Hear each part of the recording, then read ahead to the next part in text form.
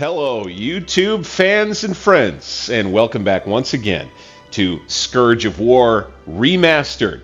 It's Gettysburg, the DLC just dropped, and I'm going to get into an important part of the way you can craft your experience. By the way, I'm your humble and gracious player host, Bank60s, humble and gracious as always, and thanking you for taking the time to join me for this today. Of course, if you like this content, do hit that thumbs up button, subscribe to my channel, Alternate History Gaming. Let's get into the options. I wanted to go over some of what's important to understand, I think, in a pretty quick, broad brush way about some of the inner workings of the game and how you can better understand them when you tweak the options. So where we'll start is to just look at the preset difficulty levels, which will help just give you a general idea about what your experience is going to be like. And with normal, which is with the AI doing what a smart military commander would likely try to do. And by the way that they've reworked the strategic and tactical AI here in the Scourge of War Remaster product is actually, at least in the Waterloo product, pretty darn good, pretty impressive. They're not just going to launch at you for some stupid suicide attack. I mean, sometimes the situation even calls for that, but the AI won't just do that, especially when it's AI aggressiveness 0, and then you're looking at an AI morale level also in the neutral set at 0, where you're not fighting against powder puffs, or you're not fighting against super soldiers when you're fighting against the AI opponent. I really only ever change AI regiment strength percentage if I'm in a scenario battle creating mode where I'm in a campaign or a sandbox mode and I want to have one side or the other or both have forces that, say, have already been somewhat reduced by some presumed former or prior combat action than the one I am currently trying to experience myself, by changing this down a bit to reflect that. I keep it, though, with all of the games that I like to play most, which are those full army, beginning rail to rail, end to end of a battle like Antietam, Waterloo, Ligny, Vava is one of them. I haven't put that on the channel yet. I like to just go ahead, go with 100, you're good. Now we'll go and just kind of take a look at the way that things change when you go to, say, militia. So here you can see the AI regiment strength will be slightly reduced, meaning that you'll just face that many fewer troops and it'll be that much quicker, most likely anyway, that the enemy regiments will run off because they've lost too many men. The other things that are important to notice is that aggressiveness in this difficulty level is set at -2, which is a significant reduction in aggressiveness for the AI. 2 ticks will make its hold to the last almost like a probe command for the AI, or a probe command, I should say, just like a hold to the last. But even then, morale is set 2 ticks down, meaning that the troops themselves in the units are probably not going to stand and fight, advance, fall back. They're probably going to stand and shoot and then retreat and run off to the rear a good distance, and then allow you to move forward to take ground pretty quickly. As you learn and gain confidence, I think this is actually a really good setting for brand new players to the game who want to be able to deal with all the hiccups involved with the learning curve in command and control and selecting flags and the proper take command moments and such, and formations and movement. I think this is actually a pretty good difficulty level to start at, brand new, fresh out of the box, and you probably won't take too long if you stick at it to gain a lot of confidence in the way you play. But next up, let's just take a look at the way things change as you go, say, to Seasoned, right here. See, I like to play at about this, generally speaking. They're smart, but they'll come after you. If they see that they can, they will.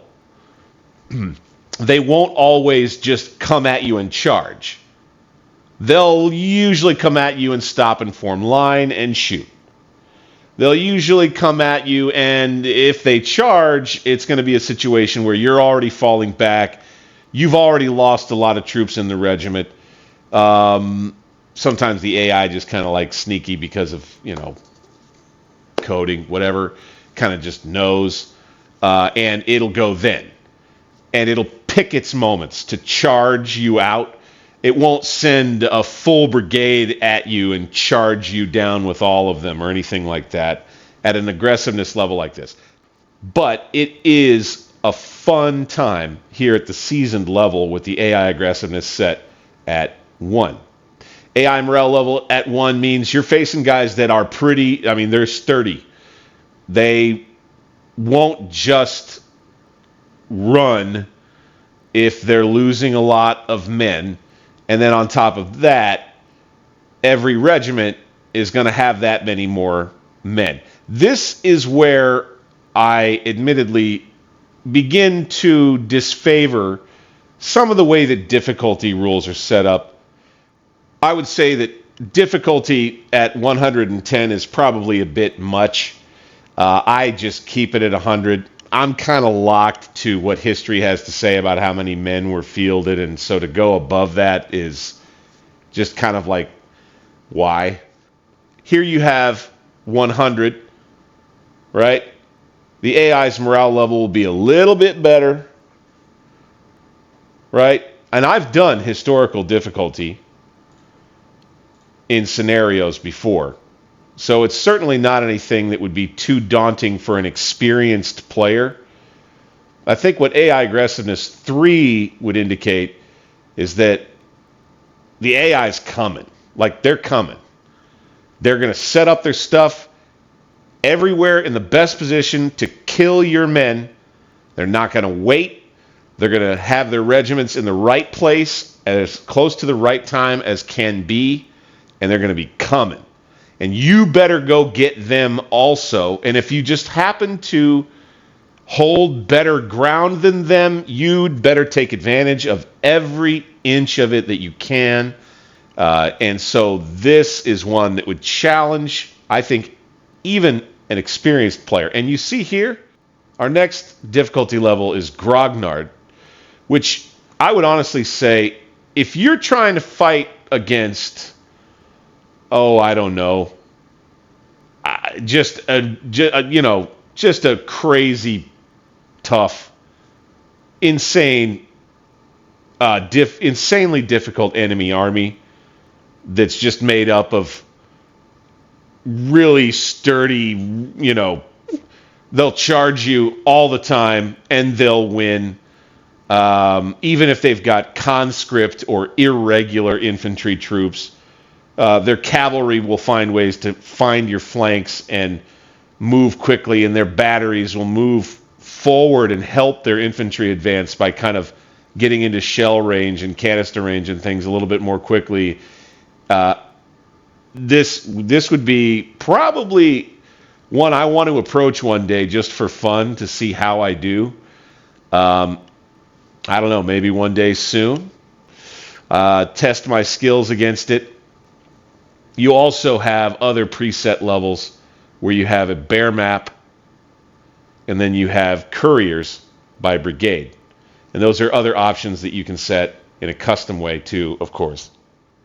And then you go down to custom, right?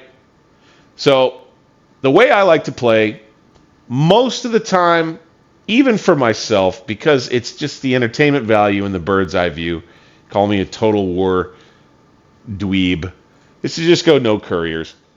Now, if I want to immerse myself, then, or many, many times I've played in multiplayer, couriers all the way to the brigade level, and you've seen me play with a bear map. That's episode 19. I highly recommend you go check that out. And then normally, though, I like to play with all in 1,000 yards. That is where you can see all of your guys on the map, and you can see 1,000 yards out on the map what everybody can see 1,000 yards out.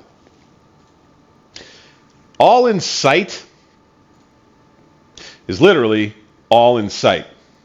So, of your character, where your character is, you've got all in 700 yards, which is you can't see even all of your troops, nor theirs. I believe that's also true for all in sight, by the way. And then your bear map, which is really, you gotta know your OOB, your order of battle. You gotta know who's who. You gotta know where they are before the battle starts, before you push play, and then you've got to just use that knowledge and use your OOB to send courier commands and orders around the field to your separate guys everywhere they are.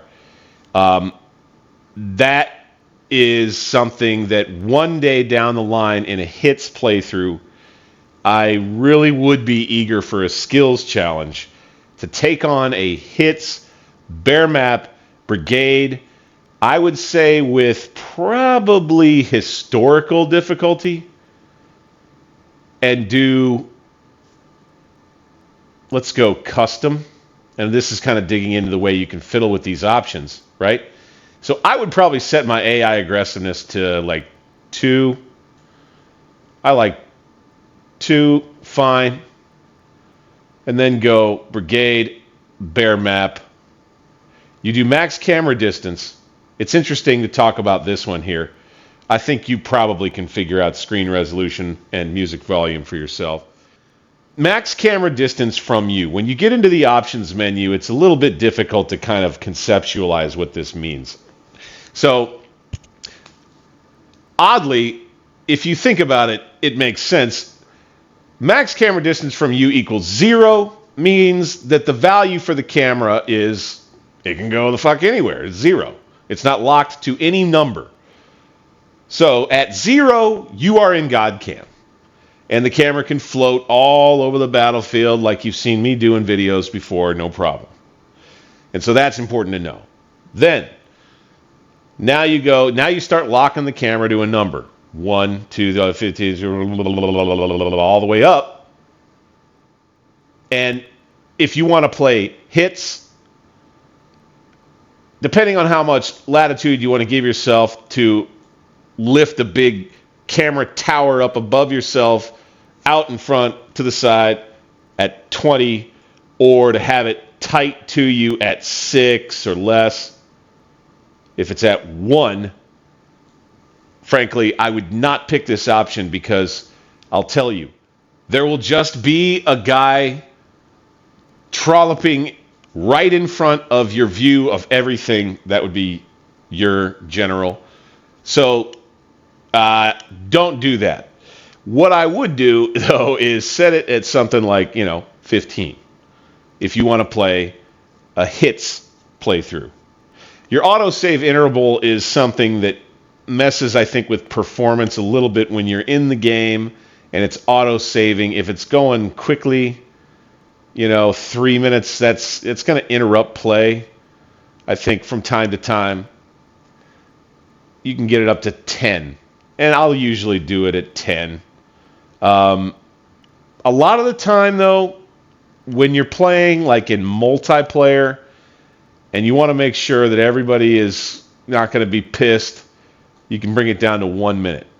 And that way, if the game crashes and you've lost some progress and it just is what it is, the host of the game can quickly grab the autosave, paste it for the other players that are involved in the game, and everybody starts right back where the game left off effectively. Because sometimes when you got a lot of people together over the internet trying to play a complex simulator like this one, it can crash. Display target list. This is almost like an aesthetic option where, you know, if you can see in front of you here just the relook at the way that I was doing some of the first day action, you should be able to see in the upper left corner of the screen the tan colored, I believe it is, list of targets that are available for any given unit to shoot at. The context menu is one I don't fully understand. I will tell you, I've never disabled it. I just don't mess with it. And I also play map sounds, birds chirping, all of that. That covers options page 1. We'll flip to page 2. These are a little bit more cut and dry. Show all dead bodies. Absolutely. That slows down performance if you show them all. As you get further on in the battle and the bodies begin to pile up all across the display, it'll start to slow the game down a little bit. Definitely want to display rifle smoke. That's a part of the experience. Artillery explosions, yes. You do not want to hide flag icons. Those are important. I like to show my road path icons, and the reason that I like to do that is to visually confirm that units, generals, guns are following my directive for them to take the road. Here's another funny one with sprite ratio in the options section. Those new to the game and you didn't understand how this works, at 0, it's kind of at the default setting. It'll be 6 men per 1 sprite on screen. And that is the same as setting it at 6. So when this number is higher than 6, you're going to have dramatically smaller and smaller and smaller and smaller units on screen, improving the performance of your game if you have an older machine. If this number starts getting at or below 6, you're talking about bigger and bigger and bigger units, because then 1 sprite equals 4 guys. 1 sprite equals 3 guys. 1 sprite equals 2.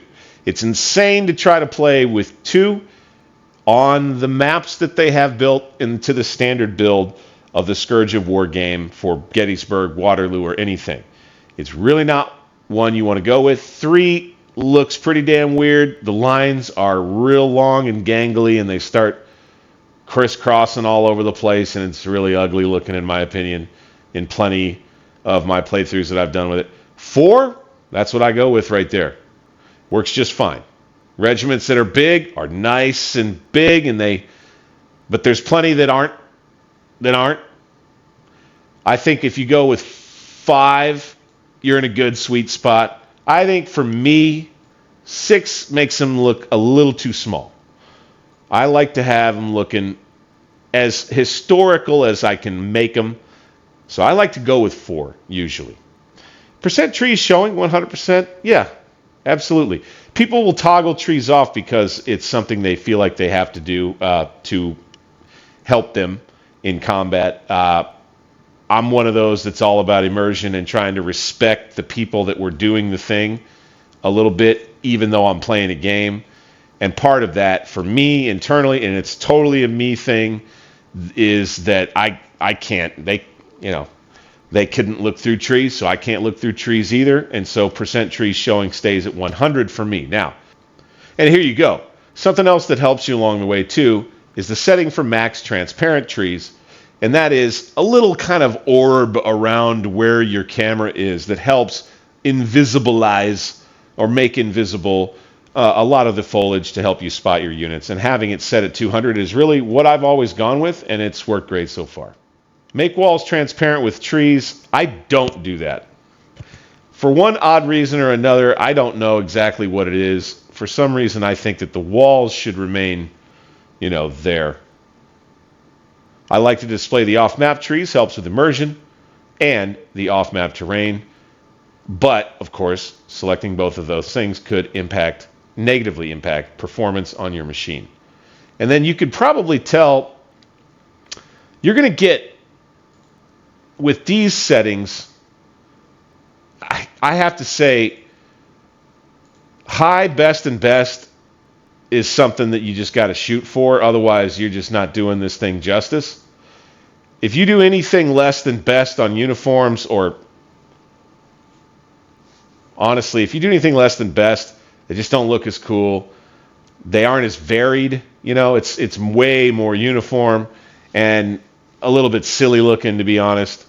And so I always go high, best, best, and I try to figure out the rest best I can in terms of tuning performance if I'm working on an older machine playing the game. Max number already hit decals. I take that to 100. And then this, I keep it 1500 across the board most of the time. As you do these, the max number already hit decals, once again, is that graphic that shows a big dirt messed up along with the guys who are dead. The more of those that are allowed across the entire battle map, the slower the game will go. And so if you reduce those, kind of like with the dead bodies, it'll help speed your game up a little bit, again, on an older machine. It's similar with max units draw distance, folks who know about that. As you draw this out, it means that the game will have to process that many more graphics that are further out. I think 1500 is just fine. It's worked really well. Tree draw distance, same. Objects, same. Into page 3. Here is where I'll fiddle with this right off the bat. Camera speed, forward, backward. We're going to go... let's go 73. Speed right, left, same. Ish. I like all of the options the way that I have them set now. And this, you can see, is how I am going to play this Scourge of War Gettysburg Remastered run as I continue on from scenario to scenario going forward. I do hope that you enjoyed our time looking at the options menu inside Scourge of War Gettysburg Remastered and the DLC release. I do appreciate you taking the time with me, of course. If you liked the video, smash that thumbs up button for me. Thank you. Helps the video, helps the channel, helps this great game by NorbSoftDev. Subscribe to my channel, Alternate History Gaming, and hit that notification bell to find out the next time I drop a big video for you. I'm Bang60s, and I'll see you on the next one. Later.